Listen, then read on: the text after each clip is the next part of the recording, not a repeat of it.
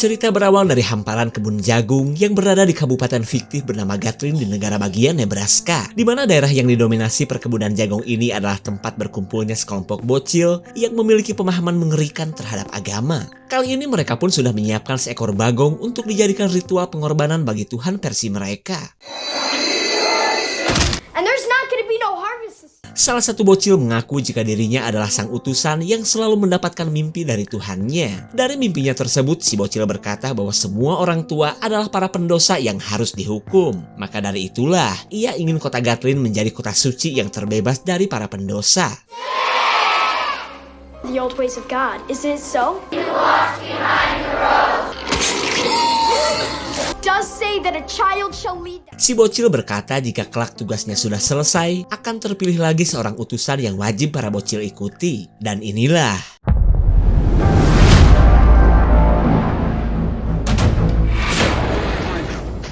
Full of grace, help me win this stuff. Try to keep love alive. 12 tahun kemudian kita beralih ke pasangan suami istri bernama Brut dan Vicky. Pasangan berbahagia yang masih bau besek hajat karena baru beberapa hari melangsungkan pernikahan. Mereka pun kini sedang OTW keluar kota untuk berhanimun di salah satu pantai yang berada di Nebraska. Namun setelah 4 jam OTW, Vicky katanya sudah enek karena sepanjang perjalanan ia hanya melihat kebun jagung yang seolah gak ada habisnya. Mendengar keluhan sang istri, Brut gercep menghiburnya dengan menyetel radio. The wit and wisdom of Bert?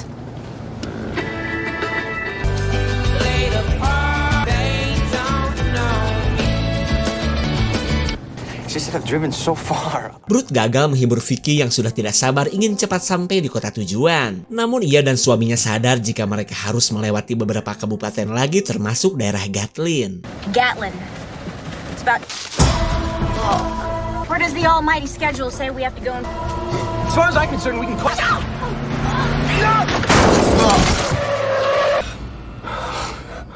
Mereka benar-benar syok setelah menabrak dan melindas seorang bocil. Lalu sambil berharap tuh bocil masih hidup, Vicky memberanikan diri untuk mengeceknya.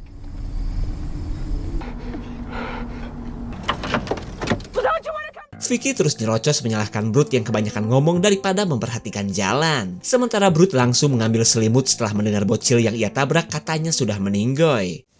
Look at me! How'd you handle it in the hooches? Oh, tell me you crapped out. Come on, John Wayne! And you can't... Bagaikan gak angkat tincek, Vicky langsung mingkem oleh kecupan tangan Brut yang sedang stres. Karena siapa yang gak emosi udah mah lagi syok, nih ciwi dehidrasi malah ngebeksonin pikiran Brut yang sedang kacau. You're not I want to supposed see what I did. Brut baru tahu bocah malang ini punya luka soek di lehernya. Jadi misalkan gak ketabrak sekalipun, ia merasa yakin anak ini sebentar lagi akan meninggoy. Tapi lain halnya dengan sang permaisuri. Ia tidak mau tahu, pokoknya Brut bersalah. And you killed him! Sorry, I ran him down. A little boy's throat, huh? Why? You like? Please look. Kak Vicky auto lemas setelah melihat kengerian di tubuh si bocil. Kemudian Brut berencana untuk membawa si bocil ke rumah sakit sebelum mereka lanjut lapor polisi. That didn't cut his throat. Never so defiant at points of hand to hang.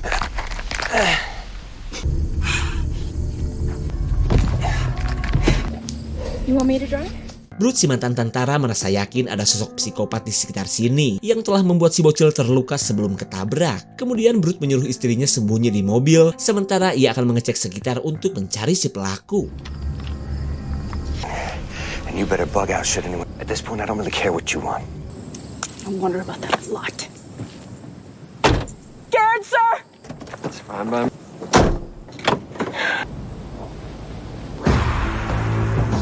Brut merasa yakin si pelaku masih bersembunyi di hiemnya kebun jagung. Lalu tanpa rasa takut ia merangsak masuk ketika Vicky ketakutan gak ada obat.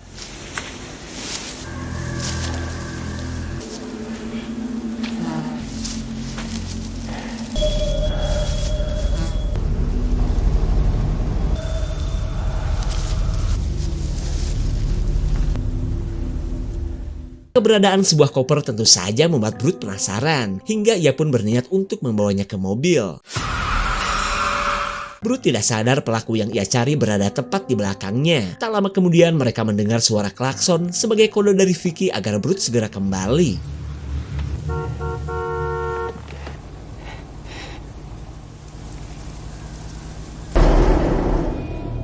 Vicky yang tidak tahu akan keberadaan psikopat begitu emosi karena lakinya belum juga datang. Lalu dengan suara cemprengnya ia memanggil Brute agar segera keluar dari kebun jagung. Dikira juri-jarian, ternyata Brute sudah datang dengan membawa koper yang ia temukan. Dan karena tidak menemukan siapapun, Brute mengajak sang istri untuk melanjutkan perjalanan.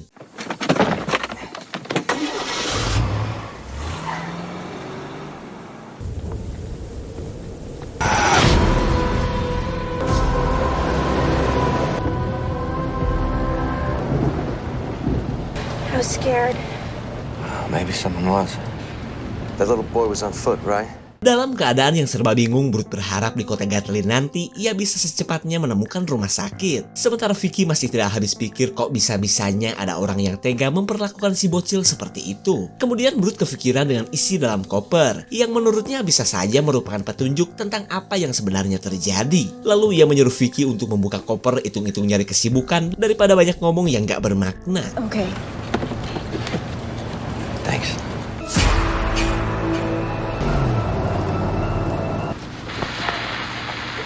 No, it's deserted.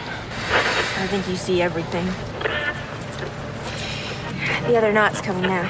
Atonement is the word! Brute dan Vicky mendengar pidato seorang bocil tentang perbuatan dosa yang biasa dilakukan orang dewasa. Awalnya mereka kagum, tapi setelah dienyem-enyem, mereka yang merupakan mantan pasangan kumpul kambing jadi kesinggung. Dan ogah dengerin pidato si bocil lagi. River makes me sick. He said something about the corn. Hey! There is light. Saat melihat sebuah toko, Brute berharap ia bisa menemukan telepon untuk menghubungi polisi. Tapi sayang, selain sepi, telepon di tempat ini sudah gak berfungsi. Karena semua telepon sudah rusak, Brute akhirnya melanjutkan perjalanan. Hingga ia pun tidak sempat melihat si pemilik toko yang sudah membusuk. Sure sounds that way from the radio. A fire by night. And eat. Semakin mendekati kota Gatlin, mereka melihat tulisan-tulisan membentuk kalimat-kalimat keagamaan. Selama itu pun Vicky masih anteng ngotak-ngatik tali koper yang belum juga terbuka. Real golden oldie. Dikira apaan, ternyata isi koper adalah pakaian yang menurut Vicky adalah setelannya seorang pendeta. Lanjut, Vicky pun nyakarin koper, kali aja ada sesuatu yang lebih bermakna. All the emotional checks. See, there's come on singing Leaning on the Everlasting. Oh my God! Vicky begitu kaget saat menemukan benda yang biasa digunakan dalam dunia perdukunan zaman baheula. Lalu ketika Vicky meminta sang pacar untuk membuangnya, Brute menolak karena menurutnya ini bagian dari bukti yang akan ia berikan ke polisi. You will anyway. Behold. Kemudian kita beralih ke sekelompok anak-anak kota Gatlin yang merupakan generasi kesekian dari kelompok bocil yang kita lihat di awal film tadi. Struktur dan polanya pun sama, ada utusan-utusannya segala, dan tentunya kebencian mereka terhadap orang dewasa. Lalu si paling utusan Tuhan memerintahkan pengikut ciliknya untuk menghukum Brute dan Vicky, dua insan penuh dosa yang sudah berani-beraninya masuk ke kota suci mereka. Tak lupa juga ia mengingatkan untuk jangan ada yang berkhianat lagi jika tidak mau senasib dengan si bocil yang kini dibawa Brute dan Vicky. We welcome the test. What did God say we must do?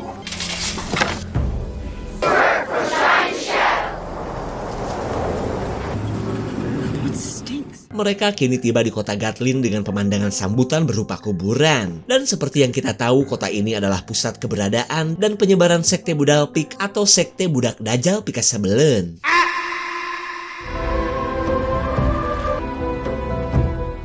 Selain disambut taman kuburan, mereka heran kenapa kota Gatlin begitu sepi. Lalu mereka berhenti di sebuah kafe yang menurut Brute bisa saja masih ada orang yang tinggal di sini. Empty. There's nobody here but us. There's no one here. Car moving. Not one car. 35.9 for gas in this country. Meskipun Vicky melarang, Brute akan tetap masuk ke kafe, kali aja masih ada telepon yang bisa ia gunakan. Selama itu pun Vicky terus membujuk suaminya untuk melanjutkan perjalanan saja. Karena selain gak bakal ada telepon, ia takut jika sampai kota ini adalah sarangnya jurik-jarian. Busted headlight, mister. Adanya suara para bocil di kejauhan membuat mereka, terutama Vicky, gak takut lagi. Cuma ya itu dia, sekalinya ada telepon seperti biasa, ternyata sudah ada yang merusaknya. Been at that bake sale or football game. I'm sure there's people here. Why do you have to be so stubborn? Why can't you just admit? Lagi-lagi Vicky nyerocos ngomelin Brute yang susah dibilangin. Akan tetapi Brute pantang menyerah dan akan lanjut mencari kantor polisi di kota ini. No, sir. Just give it a rest. But do not tell me to drive 70 miles, so I'm gonna find whatever local justice they have. Brute meminta Vicky untuk mengerti karena tanpa mereka sadari ada sosok ibu yang sedang menantikan si bocil yang sudah ia tabrak. Jadi Brute akan lanjut mencari kantor polisi untuk melaporkan apa yang telah ia alami. Kemudian kita beralih ke markas para bocil yang sedang sibuk merakit berbagai macam senjata untuk memburu Vicky dan Brute. Mereka pun memiliki pasangan suami istri non ijab kabul yang senantiasa memproduksi orok untuk keberlangsungan komunitas mereka. I mean, someone had to notice something.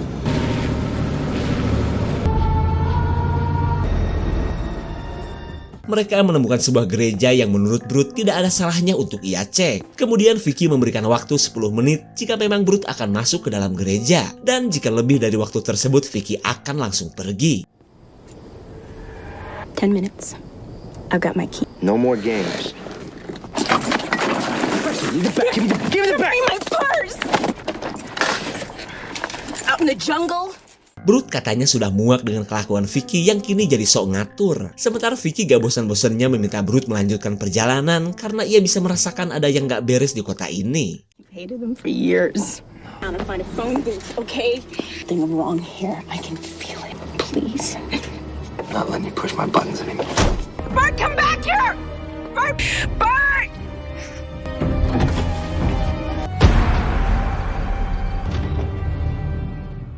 Ketika Brute di dalam gereja, para bocil mulai bergerak untuk mengepung dan menghukum Vicky terlebih dulu. Mereka pun dipimpin si panglima perang bernama Malakai yang merupakan pejantan unggulan penghasil orok bagi komplotan mereka. Selain sepi, bangunan terbengkalai ini sudah dipenuhi hiasan dari tanaman jagung yang tentunya membuat Brute merasa aneh. Lalu di tengah rasa penasaran Brute, keselamatan Vicky kini sedang terancam.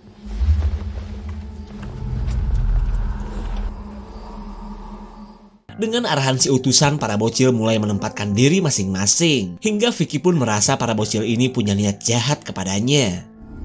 Who's there? I know there's somebody there. I can hear you. Vicky menyuruh para bocil menunjukkan diri dan gak usah sok misterius di hadapannya. Lalu si utusan memerintahkan pengikutnya untuk segera beraksi.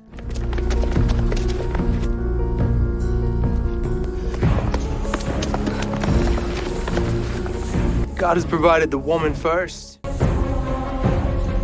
Bart!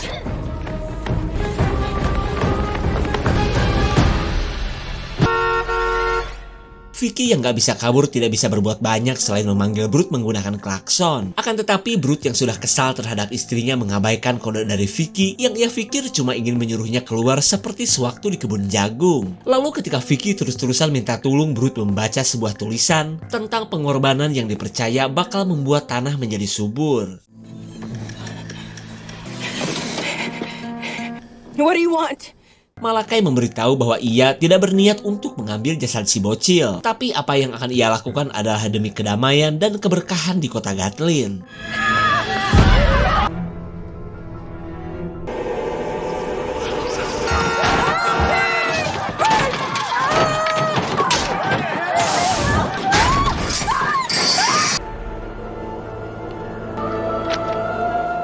Selain melihat nama-nama utusan di setiap generasi, Brute melihat daftar nama orang-orang yang sudah dikorbankan.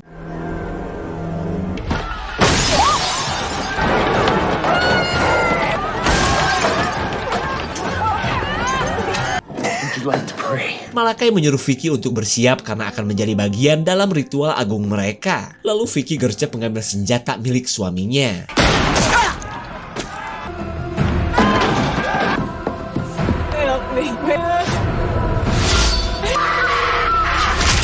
Stop! My wife's in.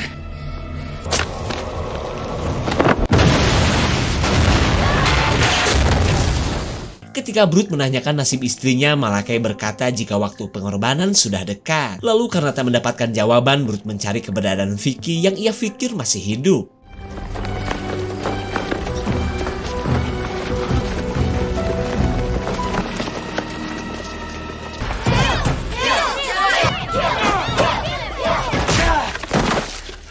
Brut tidak mengerti dengan apa yang diinginkan para bocil. Lalu si utusan yang bernama Ishak menyebutkan bahwa ia adalah sang utusan yang akan memimpin penghakiman. You are a sinner. You are out of fire. Brut gak peduli dengan bacotan si bocil dan terus menanyakan nasib istrinya. Tapi karena tidak ada yang menjawab, Brut akan menunjukkan kemampuannya yang seorang mantan tentara.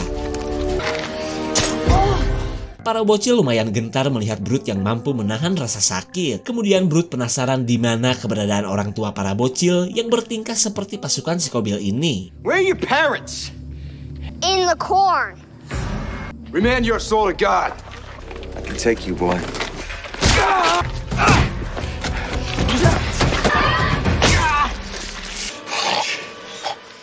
Setelah menghabisi 2 prajurit, Brut minta para bocil untuk jangan macam-macam kepadanya. Akan tetapi sebelum ada korban lagi, Brut akhirnya memilih cari aman.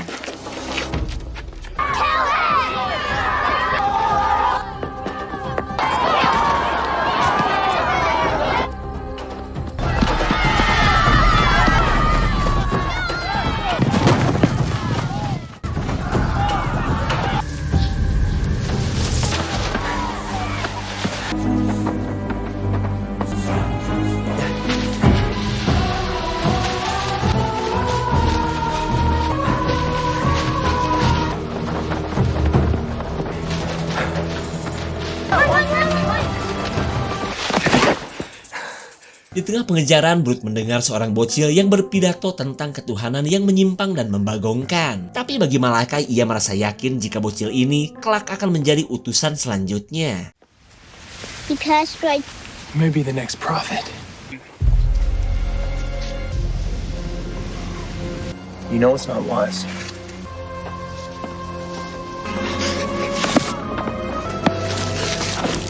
Dalam keadaan terluka, Brut sebenarnya bingung dengan apa yang harus ia lakukan terhadap para bocil. Dilawan gak mungkin, gak dilawan nyawa Brut yang terancam.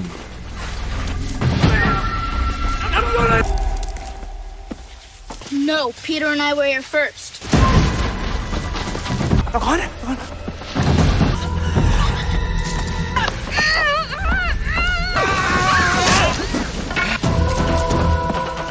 Brut terpaksa menghabisi 2 bocil yang ingin membunuhnya. Pertempuran ini pun serasa perang sungguhan seperti ketika Brut berperang di Viet Cong.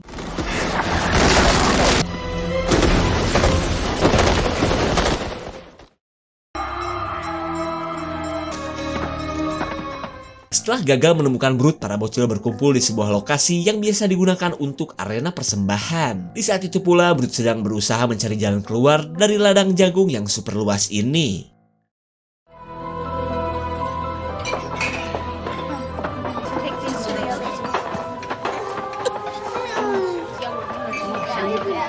Perkumpulan para bocah ini bisa dibilang terstruktur layaknya sebuah kerajaan. Bahkan mereka punya cara tersendiri untuk mengawinkan remaja akil balik, meskipun proses pernikahan mereka lebih mengarah ke acara perkembangbiakan, di mana pasangan ini akan melakukan kawin di hadapan para bocil yang jelas belum tahu apa-apa tentang peraduk songkolan.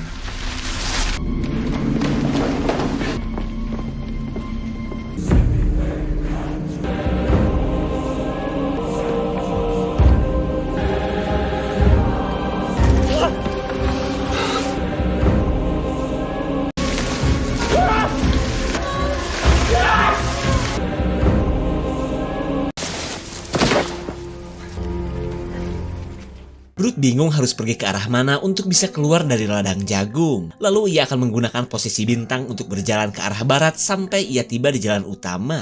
In my head. I'm gonna get out. I'm gonna get out. Stop talking to yourself. Malakai melanjutkan perburuan ketika Brut masih sibuk mencari jalan keluar. Namun Brut tidak tahu bahwa lokasi ini adalah tempat bersemayamnya kekuatan jahat.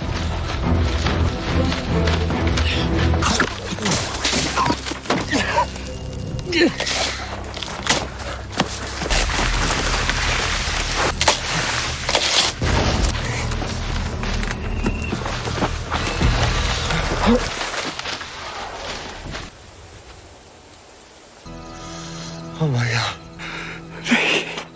Brut benar-benar syok saat melihat istrinya sudah tewas dan telah menjadi persembahan untuk sang kekuatan jahat. Keberadaan Brut di tempat ini membuat para bocil bisa dengan mudah untuk menangkapnya. Who's there?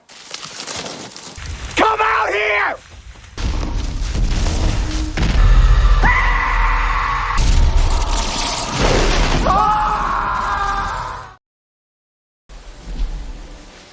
Di keesokan harinya, Ishak memimpin acara penghormatan terakhir kepada para pengikutnya yang sudah tewas. Di momen yang terasa mencekam ini pun, Ishak mengingatkan Malakai yang sudah dewasa agar masuk ke ladang ba'da maghrib nanti. Karena seperti yang mereka tahu, manusia dewasa yang penuh dosa layak menjadi tumbal bagi kemakmuran daerah mereka. So the Lord told me. I obey the word of God.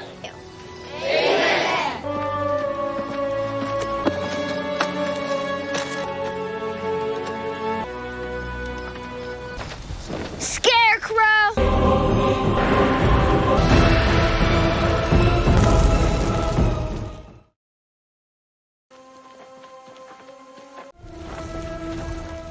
Istri Malakai sebenarnya gak terima karena akan menjadi janda secepat ini. Berojolan juga belum. Lalu Malakai meyakinkan istrinya bahwa yang ia dan teman-teman sepantarannya lakukan adalah bentuk pengabdian terhadap Tuhan mereka.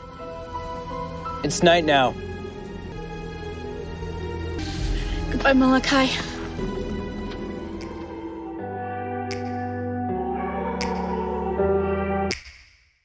Film Children of the Corn yang kita saksikan ini sebenarnya adalah versi reboot dari franchise Children of the Corn di tahun 1984 yang memiliki 8 sequel. Selain penuh dengan adegan menegangkan, cerita dari semua sequel film ini terbilang kompleks, terutama akan pemahaman menyimpang para bocah dajal yang membagongkan ini. Pokoknya jika banyak yang suka, kita bahas semuanya dari tahun 1984 bila perlu. Segitu saja untuk klip dan review kali ini. Terima kasih dan sampai jumpa.